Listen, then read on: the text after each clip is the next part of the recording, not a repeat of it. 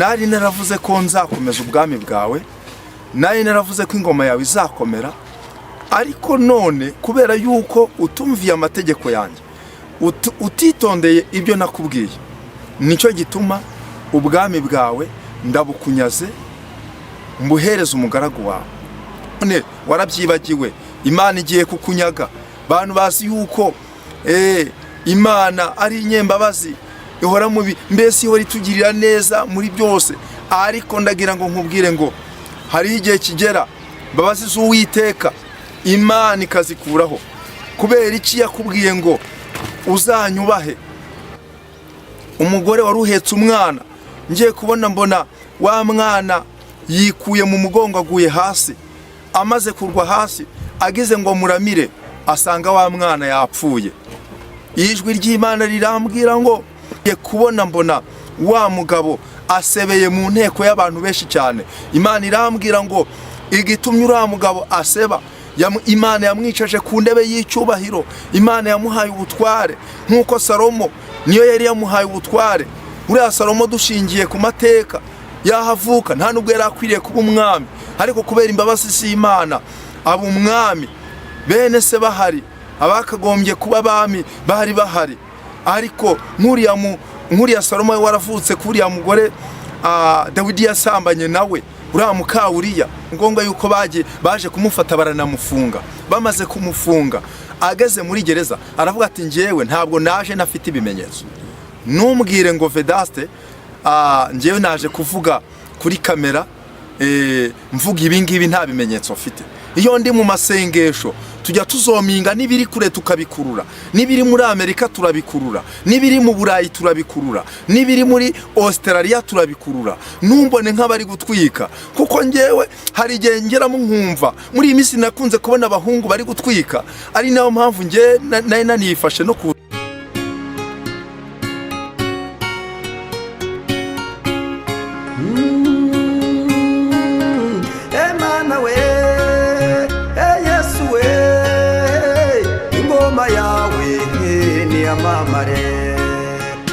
basuhuze kandi tubifurize amahoro y'Imana ndetse no kugirirwa neza bitangwa na Nyagasani. Kuri uyu munsi wa none twongeye kugira umugisha wo kubana n'umukozi w'Imana.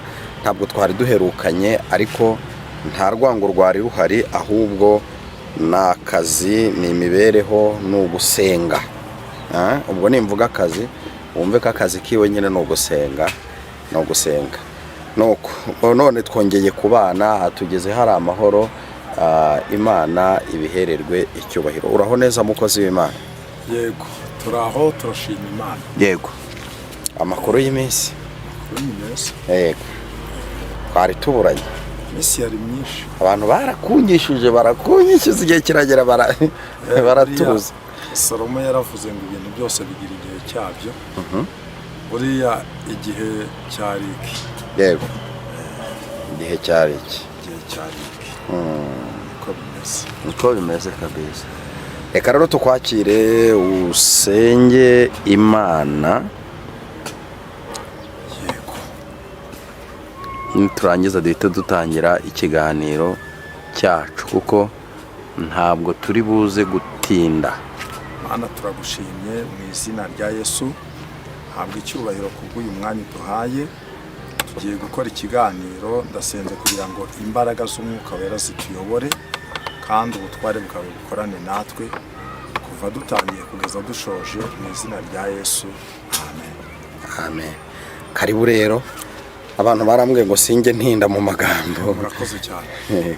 Turabaramukije aho bene data baherereye hose, ari abari muri iki gihugu cyacu cy'u Rwanda, ari abari ku mugabane wa Afurika mu bihugu bitandukanye, Aziya, Australia, Amerika, Uburayi. Turabizi yuko abakurikira iyi channel aho hose bahari, turabaramukije. Yesu Kristo ashimwe kandi Imana ibahe umugisha mu byo mukora byose. Kubatanzi amazina ni Munyarubuga Vedaste. Ndi umugabo wubatse, mfite umudamu n'abana batatu, ndi umukozi w'Imana muri iki gihugu cy'u Rwanda, ndi umuvugabutumwa, ndi umuhanuzi w'Imana. uko Imana inshoboje. Bityo rero ndashimira Imana kuko inyemereye kongera kugera kuri iyi cano Imana Irahari TV. Nari mbakumbuye nanjye, ariko hari ibyo Uwiteka Imana yampaye gutangariza abantu. Twihuse reka tugere mu gitabo cya kabiri cy'Abami, dusome cya mbere cy'Abami, dusome ijambo ry'Imana dusanga mu bice 11, turasoma n'umurongo waho w'9, dusome n'umurongo waho w'10. Haranditse ngo nuko Uwiteka arakarira Salomo kuko umutima we wahindutse ukayoba. Uwiteka Imana ya Isiraheli yari yaramubonekeye kabiri, ikamutegeka imwihanangiriza ko atazakurikira izindi mana, ariko niyumvira icyo Uwiteka yamutegetse. Nicyo cyatumye Uwiteka abwira Salomo ati, kuko wakoze ibyo, niwitondera isezerano ryanjye n'amategeko yanjye nagutegetse, nukuri nzakunyaga ubwami bwawe mbugabire umugaragu wawe. Imana idufashe cyane. Imana yasanze impereza ubutumwa buvuga yuko hari abantu batumviye Imana bakaba bagiye kunyagwa icyo yari yarabahaye. Ni ukuvuga ngo uyu Salomo, dusomye ijambo ry'Imana ritubwiye ko Imana yamubonekeye kabiri, imwihanangiriza kutazakurikira izindi mana, ariko Salomo yirengagiza ibyo Uwiteka Imana yamubwiye, arabyirengagiza abirengaho, bituma Imana irakara. Imana ifata umwanzuro wo kuvuga ngo, nari naravuze ko nzakomeza ubwami bwawe, nari naravuze ko ingoma yawe izakomera, ariko none kubera yuko utumviye amategeko yanjye, utitondeye ibyo nakubwiye, nicyo gituma ubwami bwawe ndabukunyaze mbuhereze umugaragu wawe. Imana idufashe. Imana yasanze irambwira ngo hari abantu yagiriye neza, maze kubagirira neza, bamaze kugera hahandi Imana ibashyize, birengagiza iby'Imana yakoze, barayisuzugura. Hari kondisiyo Imana yaragiye ihereza abantu bamwe, kababwira ngo nimumara kurya mugahaga, muzibuke yuko byose ari ukuboko k'Uwiteka kwabikoze. Nimumara kubona muri mu ngo zanyu, mwabakobwa mwe, nimuzibagirwe ko Uwiteka ari we wabubakiye ingo. Nimumara kubona mwicaye mu biro mufite akazi keza, mwicaye kuri za mashine muri gukora, mwicaye mu biro by'ubucamanza muri gucira abandi imanza, muzajye mwibuka yuko Uwiteka ari we wabikoze. Mana ibaha kondisiyo. Bari kwiga bamwe, irababwira ngo nzabaha kwiga, kandi nzabaha n'ubundi ubushobozi bwo kwiga kaminuza na masters uzayiga, yewe nzagwana buruse uzajya kwiga hanze, ariko nugera aho ugera ntuzibagirwe. Mana yambwiye ngo igiye kukunyaga icyo yaguhaye, kubera yuko nagiye mwiyerekwa, ngiye kubona mbona umugore wari uhetse umwana, ngiye kubona mbona wa mwana yikuye mu mugongo aguye hasi, amaze kurwa hasi agize ngo muramire asanga wa mwana yapfuye. Ijwi ry'Imana rirambwira ngo hari abantu Imana yahaye urubyaro binyuze mu nzira zikomeye, basenga bavuga ngo Mana nutwibuka, nukuri tuzagukorera, ntabwo tuzibagirwa ineza utugiriye, nuduha guheka, ariko none warabyibagiwe. Imana igiye kukunyaga. Bantu bazi yuko Imana ari inyembabazi, ihora mubi, mbese ihora itugirira neza muri byose, ariko ndagira ngo nkubwire ngo hari igihe kigera mbabazi z'Uwiteka Imana ikazikuraho. Kubera iki yakubwiye ngo uzanyubahe, nzakubahisha. Imana igasoza ibyo yavuganye nawe, ukaba wibereye mu busambanyi, igiye kukunyaga ko kazi yaguhaye. Nabonye intebe yawe n'ubundi hirimye, ngiye kubona mbona uramwaye. Nibutse iyerekwa nabonye ejo bundi, njya nkunda kubivuga, nta handi tumenyera amakuru ni mu gusenga. Fite channel yitwa Amakuru y'Ijuru, mujye munayisura, muyisure, mukore subscribe, mwumve ijambo ry'Imana n'ubuhanuzi Imana iba yampaye nyuzaho. Ariko mu by'ukuri njyewe ndi umuntu ukunda gusenga, n'ubu tuvugana ni mu masengesho y'iminsi 45, hatagera umuntu mbona, njya nkunda kubona abantu bari gutera abakozi b'Imana amabuye, ariko nabyo Imana yasanze irambwira ngo aba bantu bari gutuka abakozi b'Imana bagiye guhura n'ibibazo, kubera yuko niba umukozi w'Imana akoze ikosa, wireba ko abahanuzi bose ari abanyamakosa. Niba umupasiteri akoze icyaha, wibona ko abapasiteri bose ari abanyabyaha. Hari abantu bagiye kujya babona imivumo, bahure n'imyaku ku bakozi b'Imana. Imana idufashe cyane. Hari abantu bagiye guhura n'ibibazo, Imana yabinyeretse. Ngiye kubona mbona umuntu rwose wari umunyacyubahiro, yambaye ikositime nziza cyane. Nabonaga uwo muntu yaragize amahirwe yo kurira indege akajya hanze, Imana imuha ijambo, imuha n'itorero ayobora. Ngiye kubona mbona ya ntebe, umugabo muremure cyane, mbona araje arayihiritse, amaze kuyihirika ngiye kubona mbona wa mugabo abandagaye hasi, hari ahantu hasi. Ngiye kubona mbona agize ngo yeguke biramunanira, bimaze kumunanira mbona uwo mwanya inteko zimwuzuyeho zije kureba icyo wa mugabo abaye. Ngiye kubona mbona wa mugabo asebeye mu nteko y'abantu benshi cyane. Imana irambwira ngo igitumye uriya mugabo aseba, Imana yamwicaje ku ndebe y'icyubahiro, Imana yamuhaye ubutware nk'uko Salomo niyo yari yamuhaye ubutware. Uriya Salomo dushingiye ku mateka yahavuka, nta nubwo yari akwiriye kuba umwami, ariko kubera imbabazi z'Imana aba umwami. Bene se bahari, abakagombye kuba abami bari bahari, ariko nk'uriya Salomo waravutse kuriya mugore Dawidi yasambanye nawe, uriya muka Uriya. Imana ibyo ngibyo irabyirengagiza. Salomo amaze kuba umwami nawe yirengagiza aho Imana yamukuye bidashoboka. Imana birayibabaza. Uko niko Imana ibabaye ku bwawe. Ibabaye ku bwawe yewe wa muganga we, wowe uneze amatwi. Ibabaye ku bwawe wowe wicara mu biro ugacira abandi manza. Ibabaye ku bwawe wa muyobozi we, umva iyo wicaye mu biro byawe, Imana irababaye kubera yuko amasezerano wasezeranye nayo utaragera kuri ako kazi ntabwo ari y'urukubahiriza. Imana yambwiye ngo igiye kukunyaga, kandi Imana irambwira ngo abantu barimo bagira ngo ni ibintu byoroheje. Nabonye abantu bari kunyagwa abana, irambwira ngo bari abana bavuye mu masezerano, ngo none ngo kubera ko batubashye Imana, ngo nicyo gitumye Imana ibanyaga bari abana.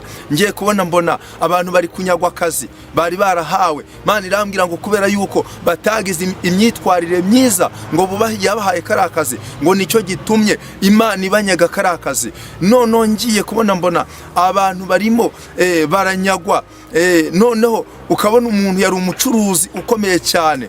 Ngiye kubona mbona nkabona ibintu byabo biri kunyuramo umuriro, nkabona biratokombeye birahiye. Imana irambwira ngo yakuzamura rimwe, ikakuzamura mu isegonda rimwe, ariko mu wundi munota cyangwa mu rindi segonda Imana ikakumanura. Uko niko Imana yambwiye ngo abantu bagiye kunyagwa kubwo kutitondera isezerano ry'Imana, cyangwa se kubwo kutitondera ibyo bavuganye n'Imana. Ikindi Imana yambwiye, mu by'ukuri muri iyi minsi hari abantu usanga barigize ibihangaje, ugasanga nta kubaha Imana kuri muri bo. Ariko Imana irambwira ngo aleboshise fayine sirije zitotayine. Nagiye mwiyerekwa, nababwiye ndi mu masengesho y'iminsi 45, kandi ni ukuri wakwibaza utese ya masengesho uyasenga ute? Ni ukuvuga ngo njyewe ntabwo kumanywa fata icyo kurya, si fata icyo kunywa, mba ndi mu bihe byiza byo gusenga kugira ngo ngwize imbaraga z'Imana kubw'ibintu Imana yanyujijeho muri iyi minsi. Nagiye kubona mbona ko Imana yambwiye ngo yamaye ijambo riri muri Ezekiyeli rivuga ngo niho bazamenya yuko umuhanuzi yari ari hagati muri bo. Buriya mureke mbabwire, abahanuzi benshi muri iyi minsi bagiye banduzwa n'isi, isi ikabanduza, ariko wirebera abahanuzi bose mu nkweto imwe ngo babare nkaho n'ubundi gutekereza kuba ndi mu masengesho y'iminsi 45 ntabwo nkwiriye kuza gutwikanga. Ibyo byamarira iki? Njyewe ntabwo ari uko nguko, ndi umukozi w'Imana, kandi sinshobora kuvuga icyo Imana itambwiye. Kandi nongere mbonera no kubwira abantu, ni ukuri abakozi b'Imana ushobora kubakuraho umugisha cyangwa ukabakuraho umuvumo. Njya mbitekereza cyane. Rimwe Imana yigeze inuma ku muntu umaze kumubwira iby'Imana inumyeho arabipinga, ankuba 0. Imana irambwira ati reka nkwereke yuko ndi Imana ifuha. Muri icyo cyumweru mbona Imana imwiciye umwana yari amufite ari umwe. Utumva ngo Imana igiye kubanyaga, Imana irica, Imana iramwaza, Imana yagukoza isoni. Nuko ariko ndagira ngo nkubwire ngo nyuma ya Imana yari asanze irambwira ngo n'ubundi afite inda, agiye kubyara undi mwana, nabwo natangarukira agiye kongera ahure n'ibindi bibazo. Uwo mwana yaramubonye bimugoye, ariko icyo akora araza aca bugufi asaba imbabazi. Ndamusengera Imana imugirira impuhwe, imuha undi mwana iramushumbusha, ariko yemera ari uko yabonye iki inkoni. Abahanuzi bamaze iminsi bavuga ngo inkoni y'Imana si poshise fine. Ntabwo nje guhanura ibyo abandi bahanuye, ariko Imana ivuze ngo vuga ibi ndabivuga. Muri iki gitondo naraye mu masengesho senga, ariko muri iki gitondo ngiye kubona mbona umuntu azanye inkoni iteye ubwoba. Ngiye kubona mbona arimo aravutagura abantu benshi, mbona abantu baraboroga, abakomeye aboroheje. Imana irambwira ngo izanye inkoni yayo igiye gukubita, kandi Imana irambwira ngo ubu buhanuza abantu bose babwumve. Imana irambwira ngo nikubita mu matorero cyangwa se mu madini, reka mbibare gutyo. Imana mbona mu madini n'amatorero mbona barakubitwa, abayisilamu bamwe bari gukubitwa, nuko nyine abapadiri mbona bari gukubitwa. Ngiye kubona mbona abapasiteri benshi bari gukubitwa. Imana irambwira ngo irarambiwe aka kavuyo k'abantu birengagiza Imana yabaremye bakibagirwa iby'Imana yakoze. Imana irambwira ngo mbese ikitabigishije niki ko wibukana Imana yagukuye si poshise fine sirije zitotine. Ndajya iyi message ndimo nyitambutsa, ariko nkwibutsa ko nge ni mu masengesho y'iminsi 45, kandi ngewe nkunda kubivuga. Nukuri aya masengesho nayatangiye ku itariki 17 z'ukwezi kwa gatandatu, nzayasoza ku itariki ya mbere y'ukwezi kwa 8. Ntundebere muri kategori y'abantu bari gutwika. Imana igufashe aho gukimara kumva yuko watambikiriye ukava mu inshingano, ukarenga inshingano yawe, ubwira Imana ngo Mana mbabarira, nibura mu bazakubitwa were kuzakubitwa mu bandi, kuko icyaha ni gatozi. Icyaha ni gatozi. Ntabwo Imana izahanira umwana icyaha cyase, nta nubwo Imana izahanira umubyeyi icyaha cy'umwana we. Umuntu wese azahanirwa icyaha cye. Tugiye gusenga Imana. Iyi ni message Imana yampaye kugira ngo nyitambutse, ariko uyu mwanya ukimara kumva iyi message nukuri unyemerere Uwiteka Imana agenderera umutima wawe, kuko Imana yaragusuye mu nzozi winangira umutima. Uyu Salomo ngo yaramusuye kabiri kose yinangira umutima. Nawe Imana yagutumye abahanuzi urabapinga, uravuga ngo mbese bariya biza amashuri angahe. Erega Imana ntabwo itoranya irebye amashuri. Abantu bajya bibesha cyane, bakumva yuko Imana ijya gutoranya ikareba Vedaste kubera yuko yize masters. No, wapi. Ahubwo Imana Bibiliya ivuga iki? Iravuga ngo Imana iragenda igatoranya baswa kugira ngo ikoze isoni b'abantu b'abanyabwenge. Niyo mpamvu uzakona ukabona Imana yo mu ijuru iraje ifasha umuntu utarize na primaire ngo ayirangize, cyangwa utarakandagiye no muri primaire, ikamwereka ibyawe byose kandi warize waraminuje, ikakwereka n'ibyo ufite. Imana yigeze yereka umugore umwe w'umurozi, ihagurutsa umuntu umwe wari umurozi, umudamu yari umurozi amenyereye kwiyoberanya mu itorero. Ihagurutsa umukozi w'Imana iramubwira ati genda ubwire uriya mugore umubwire ngo niyihane. Yari umuntu ukomeye cyane. Noneho umugore akimara kubyumva aravuga ngo nihane iki? Uwo mukozi w'Imana amubwira ati Imana yambwiye ngo wihane uburozi, kuko Imana yambwiye ngo uri umurozi. Kubera uwo mugore yari akomeye cyane, atera hejuru, ateza karindi. Noneho wa mukozi w'Imana biba ngombwa yuko baje kumufata baranamufunga. Bamaze kumufunga ageze muri gereza aravuga ati ngewe ntabwo naje nafite ibimenyetso. Numbwire ngo Vedaste ngewe naje kuvuga kuri kamera mvuga ibingibi nta bimenyetso mfite. Iyo ndi mu masengesho tujya tuzominga nibiri kure tukabikurura, nibiri muri Amerika turabikurura, nibiri mu Burayi turabikurura, nibiri muri Australia turabikurura. Numbone nk'abari gutwika, kuko ngewe hari igihe ngeramo nkumva muri iyi minsi nakunze kubona abahungu bari gutwika. Ari nayo mpamvu nge nanifashe no kuza cyane ku bintu bya social media. Numva birambabaje nkabona abahungu baraje baratwitse, bamwe bari no mu magereza bagatwika, ariko nkabibona bikambabaza. Fata umwanya wo gusenga, ariko Imana irambwira ngo genda noneho usubire kuri kamera utambutse aya makuru, inkoni y'Imana igiye kuza, ntizarobanura umuhanuzi n'umupasiteri basuzuguye Imana. Uwo mugore rero wari umurozi, nibwo buryo uwo mukozi w'Imana yavuze ngo ngiye Imana yanyeretse naho ibirozi byawe biri. Ubwo baramujyanye bamujyana mu rugo rw'uwo mugore, wa mukozi w'Imana avuga ati mukingure icyumba kimeze gutya. Bagezemo asanga harimo ikibindi kiri kubiriramwo uburozi yarogeshaga abantu muri korari, yaragiye abaroga, yaraherutse kwica n'umwana w'umupasiteri.